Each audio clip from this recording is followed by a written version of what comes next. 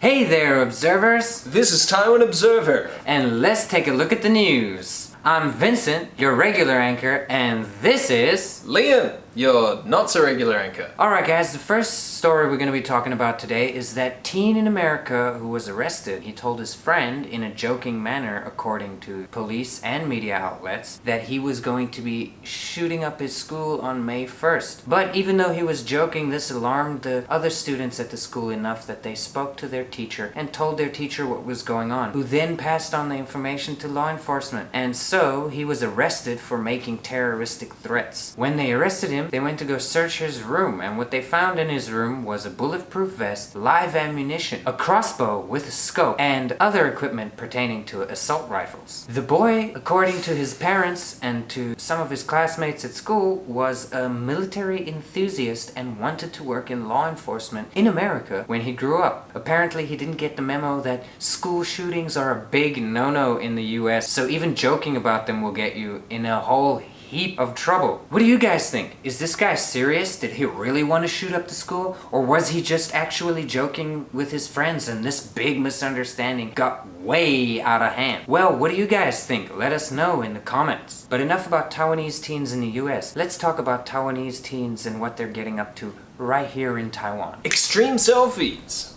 So apparently 3 youngsters decided to climb the new Taipei Bridge in Sanchong district earlier this week, trying to grab some of them extreme selfies for their Instagrams. One of the students, Li Hansheng of the National Taiwan Performing Arts College, posted these pictures on his Instagram, and it has caused such a kerfuffle that the police are investigating. Local media reports have suggested that these kids were influenced by people from overseas. What do you guys think? Do you think that they were just copying Western daredevils? Or do you think that Taiwanese teens actually want to get up to some extreme exploring like this? I bet you guys are tired of hearing me speak. So how about we switch over to Liam with a little bit about diabetes. This week, Taiwan announced a new program to help combat diabetes in St. Vincent and the Grenadines. Taiwan's medical diplomacy has long brought benefits both for the recipient country and its own image abroad. Taiwan is particularly well placed to help its allies in both the Caribbean and the South Pacific, where diabetes is not only widespread, but the medical facilities to treat it are inadequate. But let's not look too much at the silver lining here. There is a dark cloud, and that is Taiwan's own struggle with diabetes at home. Some quick facts. Roughly 1 in 10 Taiwanese people has some form of diabetes. Every hour, a person in this country dies from the disease. Actually, since 2002, the number of diabetes-related deaths have plateaued and remains constant at about 10,000 people per year. However, over that time, the number of diabetics has continued to climb, showing that whilst treatment methods have improved dramatically, prevention still remains a challenge. So what do you think is the underlying drive of Taiwan's growing number of diabetics? Is it a national sweet tooth? Is it the influence of a Western diet? Or perhaps children are not being educated on how to eat properly, either at home or in school? We'd love to hear your thoughts and how diabetes has impacted your life. I wrote a report about diabetes for the Taipei Times. You guys can check it in the link in the description. And now for more nutritional fun, we have food scandals! This week we saw 2 food scandals in Taiwan. First up, we've got the markets in Nantou. They tested the vegetables in the markets and they found that a lot of them are exceeding the legal limits of pesticides. The government has asked people to stay away from the vegetables in these markets and said that brown mustard, Chinese kale, snap peas, and regular peas were some of the vegetables affected. So if you want to know more about which vegetables were affected, check the link in the description. Also, a company in Tainan that sells goat's milk was exposed to be selling anything but. The suspiciously named Little Ding Dong Goat's Milk has been delivering concoctions of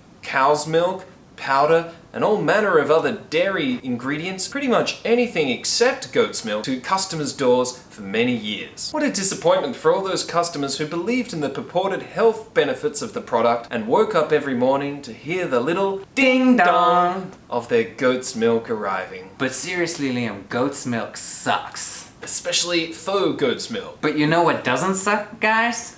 The MRT. According to a report this week, customer satisfaction with the MRT is up to 95%. It shouldn't surprise us. The MRT has great infrastructure, cleanliness, punctual service, but what I'd like to focus on today is that element that I think personally makes the MRT really special. And that is people, people's behavior, and the whole commuter culture of the MRT that's based around courtesy, putting others first, all these great virtues we like to see in society. But why doesn't this lovely commuter culture show through in other modes of transport in Taiwan, especially on the roads? There are so many various forms of bad driving that you see every day. How is it the same person on the MRT is suddenly a different person behind the wheel? Do you think perhaps there's a major difference between MRT riders and drivers? Perhaps remaining faceless behind the windscreen, hiding behind the wheel, gives people the feeling they can do some of the kind of shameless things that they would otherwise not dare do in front of everyone on the MRT. What's your experience? Let us know in the comments section. If you want to find out more about anything we spoke about today, check the description for the links.